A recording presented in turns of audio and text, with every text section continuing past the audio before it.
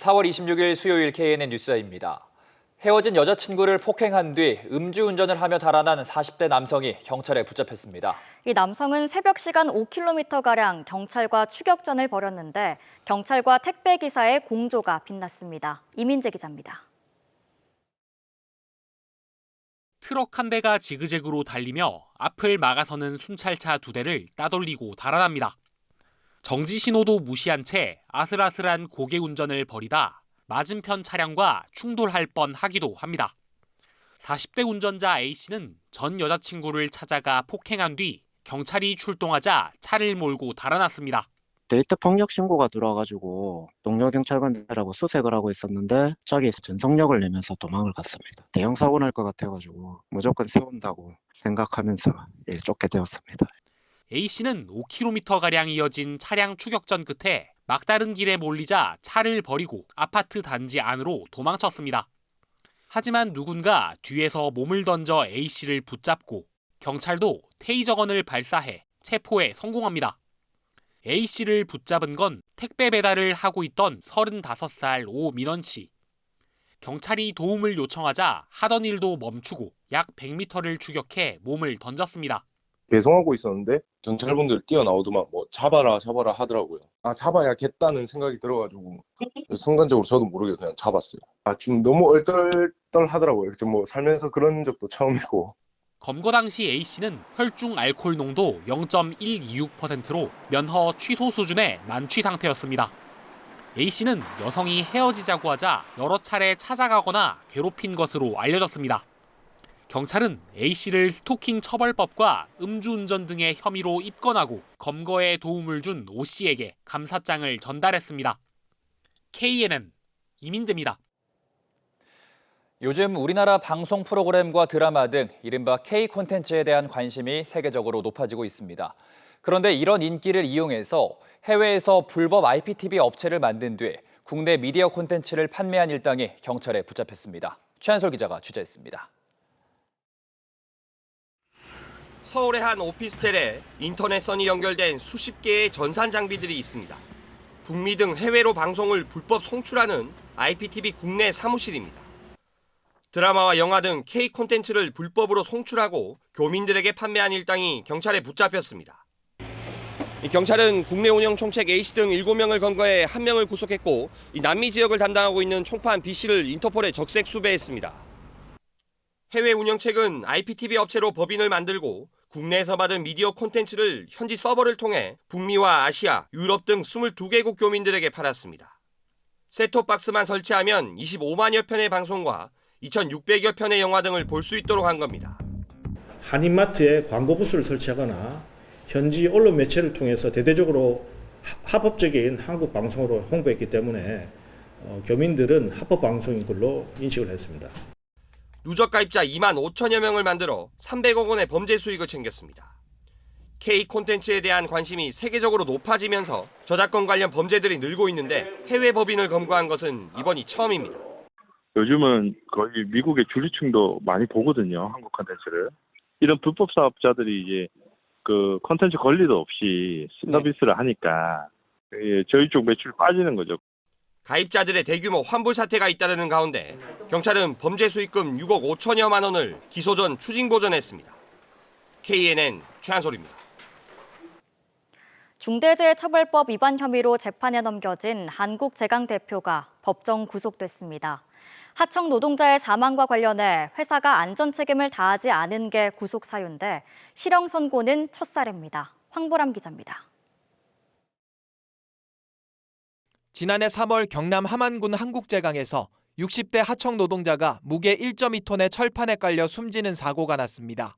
부산 경남에서 처음으로 중대재해처벌법 위반 혐의가 적용돼 원청인 한국제강 대표도 재판에 넘겨졌습니다. 1심 재판부는 원청 대표에게 징역 1년을 선고하고 법정 구속했습니다. 중대재해처벌법 시행 뒤 원청 대표가 구속된 건 이번이 처음입니다.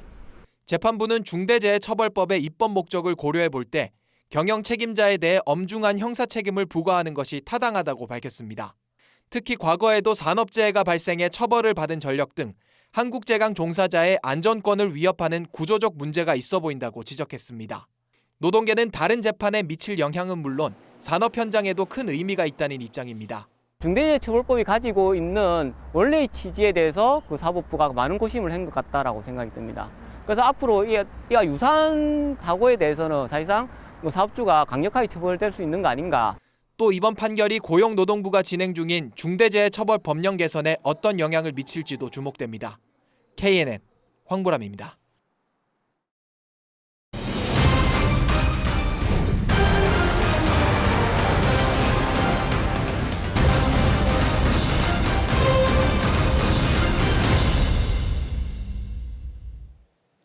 부산의 암 발병률이 높다는 통계조사에 따라 부산시가 환경부에 낙동강이 주민 건강에 어떤 영향을 미치는지 조사를 해보자고 제안했는데요. 그런데 KNN 취재 결과 환경부가 부산시 요구를 거부한 것으로 확인됐습니다. 영남권 주민들의 건강권이 이번에도 무시된 게 아니냐는 지적입니다. 조진욱 기자의 단독 보도입니다.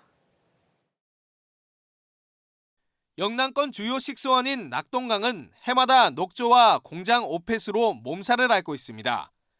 특히 녹조 독성 물질인 마이크로시스틴은 간과 생식 기능 등에 치명적인데 4대강 사업 이후 강 인근 주민들의 비알코올성 간질환 발병률이 높아졌다는 연구 결과도 있습니다. 녹조가 많이 증가한 지역에서 간암, 비알코올성 간질환 수가 많이 증가한 것으로 보아 녹조가 어느 정도 이제 원인과 결과는 아니지만 영향을 미치지 않는가. 따뜻한 날씨에 올해도 녹조가 심할 것으로 전망됩니다. 매년 반복되는 일이지만 강의 오염도와 지역 주민들의 건강, 이 둘의 인과관계를 따져볼 연구는 그 어디에도 없습니다. 지난해 말 부산시는 환경부에 낙동강 인근 주민들의 건강 영향 조사를 제안했습니다. 부산의 암 사망률이 높은 이유가 물 때문은 아닌지 연관성을 살펴보자는 겁니다. 하지만 환경부에서 돌아온 답은 안 된다였습니다. 환경부는 반려 근거로 부산의 수돗물을 들었습니다. 수돗물에선 오염물질이 기준치 이상 나온 적이 없기 때문에 전혀 문제될 게 없다는 겁니다. 암 발생률이 높은 건 음주율과 흡연율이 높은 부산의 특성 때문이라며 필요하면 부산시에서 직접 조사하란 입장입니다. 정수 처리된 물을 이용하시는 경우니까 그런 경우에는 이제 먹는 물에 환경 유해인자가 좀 있다라고 특정하기는 어려워 보입니다. 하지만 녹조 독성 물질은 농작물과 공기 중에서도 검출됐다는 환경단체 조사도 있는 만큼 환경부의 주장은 맞지 않다는 지적도 나옵니다. 그 연관성 자체를 아직 좀 명확하지 않다는 이유로 딱 이제 거절하는 것은 시민들의 생명 안전이라든지 이런 차원에서의 어떤 이제 국가의 역할을 매우 방관하는 이제 그런 부분이기 때문에. 환경부의 무관심 속에 낙동강 유역 주민들의 건강권은 다시 한번 뒷전으로 밀려나고 있습니다. KNN 조진욱입니다. 고압 송전선로 건설은 전자파 발생 때문에 사회적 갈등을 곳곳에서 빚어봤습니다. 하지만 차세대 전력 전송 기술은 전자파 발생을 줄여서 불필요한 갈등도 줄일 수 있는데요. 국내에서 이러한 차세대 전송 기술 관련 제품들을 시험 인증하는 설비가 처음 구축돼 큰 관심을 모으고 있습니다. 김건영 기자가 취재했습니다.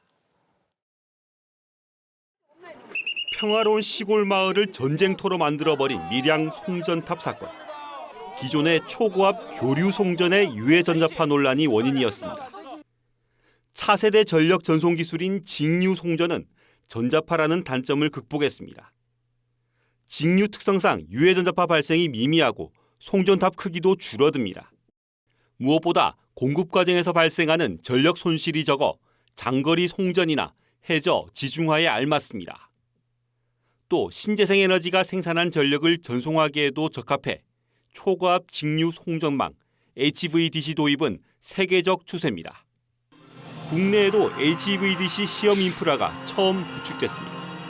초고압 직류 송전 관련 제품들의 성능을 공인 검증하는 시험 설비입니다. 미래 기술인 HVDC 기술을 더욱 발전시킬 수 있는 그런 국가 기관 인프라가 되겠습니다.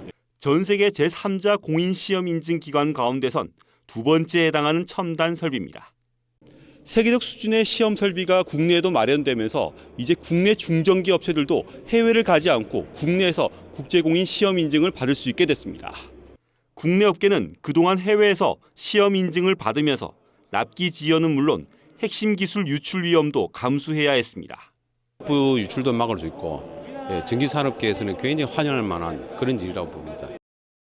창원에 있는 여러 전기 관련 업체들뿐만 아니라 창원 외에 있는 업체들도 여기서 시험을 하게 되기 때문에 굉장히 우리 지역 경제에 크게 기여하리라 그렇게 생각합니다. 한편 국내에선 전남과 제주를 잇는 해저 송전에 이어 동해안과 수도권을 잇는 2조 원 규모의 송전선로 건설에도 HVDC가 적용됩니다. KNN 김건영입니다. 국제박람회기구 실사단의 부산 방문 뒤 첫 국회 엑스포 투기가 열렸습니다. 각국 맞춤형 전략 추진과 함께 가덕신공항 조기 개항에 차질 없는 추진을 촉구하는 목소리가 높았습니다. 서울취재본부 김상진 기자의 보도입니다. 부산은 엑스포 개최를 위한 모든 걸 갖추고 있다. 부산 시민들의 환대는 엄청난 경험이었다 등 실사단을 감동시켰던 부산의 저력에 대해 국회 엑스포 특유에서도 내내 호평이 나왔습니다. 때문에 이런 좋은 흐름을 어떻게 이어나갈 것인가가 논의의 중심이 됐습니다. 외교부는 지역, 국가별 맞춤형 전략으로 지지세를 확산시켜 나가겠다는 계획을 밝혔습니다. 금년 말 투표시까지 전 제 공관장의 모든 외교활동 최우선순위에 부산 세계박람회 유치 교섭 활동을 두겠습니다. 기재부도 개발 협력과 해외 원조 예산을 늘려 개도국들의 지지를 확보하겠다는 전략을 세웠습니다. 엑스포 유치를 위해서 결국 가덕신공항의 차질 없는 추진이 가장 중요하다는 점도 다시 강조됐습니다. 전복민 의원은 기재부가 공기를 앞당길 수 있는 신공항 건설공단 추진에 반대하고 있는 것 아니냐며 캐물었습니다. 이 건설공단법을 이렇게 추진하고 있는데 이제 기재부에서 조금 입장이 다른 것으로 알고 있는데 맞습니까? 김정우 의원은 경쟁국인 사우디 리야드 국제공항에 비해 현재 가덕신공항 활주로 길이는 턱없이 부족하다며 확충을 요구했습니다. 3,500m 한 개 활주로 가지고 과연 전 세계 그런 항공 노선을 제대로 확보할 수 있겠냐. 적어도 3,800m 중장거리 대형 여객기가 착륙할 수 있는 그런 활주로 길이. 한미 정상회담에서 부산 엑스포 유치를 안건으로 올려달라는 요청도 있었습니다. 대통령께서 바이든 대통령 만날 때 기념 우리 배지 2030 유치 배지라도 좀 달고 그런 거 할 때도 깃발이라도 들고 와서 좀 나눠주고 선물이라도 좀 나눠드리면은. 참석자들은 특히 개최 도시 최종 발표 때까지 각계가 원팀 정신으로 총력전을 다하자는 데 뜻을 모았습니다. KNN 김상진입니다. 경남도가 국가녹조센터 설립을 추진합니다. 경남도는 이달 초 환경부를 방문해 국가녹조센터 설립을 건의했으며 위치는 녹조 발생이 심한 낙동강 하류 지역으로 계획 중이라고 밝혔습니다. 올해도 6월 말부터 녹조가 발생할 것으로 예상되는 가운데 경남도는 조류경보제 발령 이전에 자체적으로 우려 단계를 발령하고 3,329억 원을 투입해 하수 종말 처리 시설 등 기초 시설을 확충할 계획입니다. 진주시가 지난 2019년부터 기초자치단체 가운데 처음 추진해온 1단계 초소형 위성 개발 사업에 이어 2단계 사업에 들어갔다고 밝혔습니다. 진주셋1과 진주셋2로 이름 붙여진 두 위성의 개발은 지역 우주 기업과 전문 인력을 키우는 데 큰 도움이 될 것으로 기대됩니다. 1단계 사업의 진주셋1은 올해 하반기 미국 스페이스X를 통해 우주에 띄워질 예정입니다. KNN 김민욱, 하호영, 정창욱 기자의 보호받지 못하는 소방관들 기획보도가 방송기자연합회 제174회 이달의 방송기자상을 수상했습니다. 지역기획보도부문 수상작인 보호받지 못한 소방관들은 부당한 소송과 민원에 시달리는 소방관의 고충을 잘 짚어내면서 제도적 개선을 이끌어냈으며 기사 내용과 함께 스토리텔링까지 완성도가 높은 보도였다는 평가를 받았습니다. KNN 4월 시청자위원회가 열렸습니다. 오늘 열린 시청자위원회에서는 부산시 실내정원 사업 특정업체 몰아주기 의혹 보도가 사업자 선정 전면 재검토 등 후속 조치까지 이끌어냈다는 점에서 인상 깊었다는 평가가 나왔습니다. 또 후쿠시마 해양 오염수 방류 문제에 대한 심층 보도와 함께 법대로 합시다 더 로이어 프로그램에서는 전세 사기를 주제로 한 내용을 다뤄달라는 의견도 나왔습니다.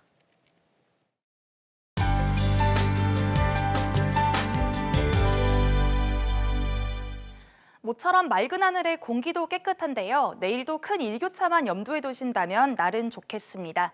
다만 낮과 밤의 기온차가 10도에서 많게는 무려 20도 이상 무척 크게 벌어지는 만큼 옷차림에 신경 써주셔야겠고요. 또 기온이 낮은 일부 내륙에는 아침에 서리가 내리는 곳도 있겠습니다.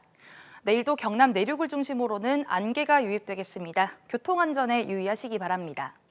내일 전국 하늘 표정은 쾌청하겠고요. 종일 먼지 걱정 없이 공기도 깨끗하겠습니다. 내일 내륙 지역의 아침 기온은 3, 4도 안팎으로 쌀쌀하겠고요. 낮 기온은 오늘과 비슷하거나 약간 높겠습니다. 창원과 거제 7도, 함안은 2도에서 출발하겠습니다. 낮 기온은 창원 20도, 통영 19도, 창녕은 23도까지 오르겠습니다. 부산의 아침 기온 9도, 김해는 7도를 보이겠고요. 낮 최고 부산 19도, 김해와 양산은 21도로 예년 기온과 비슷하겠습니다. 바다의 물결은 전해상에서 잔잔하겠습니다. 앞으로 기온은 점차 올라서 낮 동안 온화하겠고요. 토요일에는 남부지방을 중심으로 비 예보가 들어 있습니다. 날씨였습니다.